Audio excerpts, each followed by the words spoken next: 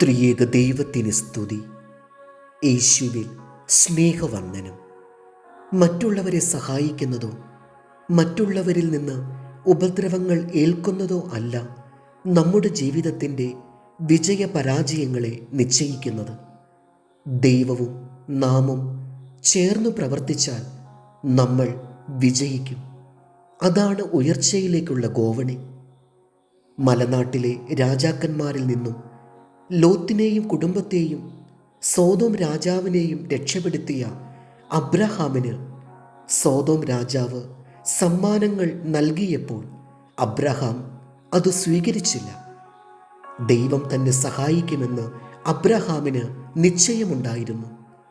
ദൈവമല്ലാതെ മറ്റൊരുപാധി അതിനിടയിൽ വരുവാൻ അബ്രഹാം ഇഷ്ടപ്പെട്ടില്ല.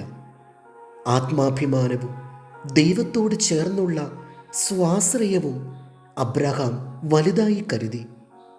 പിൽക്കാലത്ത് സാറ മരിക്കുമ്പോൾ ശ്മശാനഭൂമി ദാനമായി കൊടുക്കുവാൻ ഹിത്യർ തയ്യാറായെങ്കിലും അത് സ്വീകരിക്കാതെ വില കൊടുത്ത് സ്ഥലം വാങ്ങിയാണ് അബ്രഹാം സാറയുടെ മൃതശരീരം സംസ്കരിച്ചത്.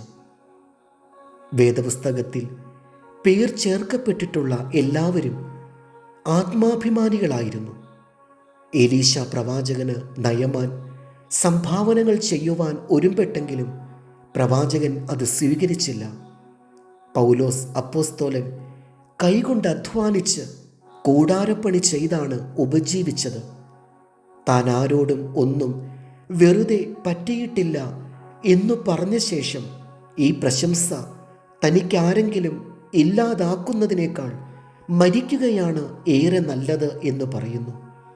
ദൈവത്തെ വിശ്വസിച്ച് ആശ്രയിച്ച് സ്വന്തം കഴിവുകൾ ഉപയോഗിച്ചവർ മാത്രമേ ദൈവത്താൽ അനുഗ്രഹിക്കപ്പെട്ടിട്ടുള്ളൂ.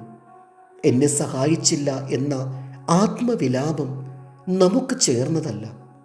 ആത്മാഭിമാനവും ദൈവത്തോട് ചേർന്നുള്ള ആശ്രയവും നമ്മുടെ അടിസ്ഥാനമായിരിക്കട്ടെ. ഏശയ്യാവ് 58:11.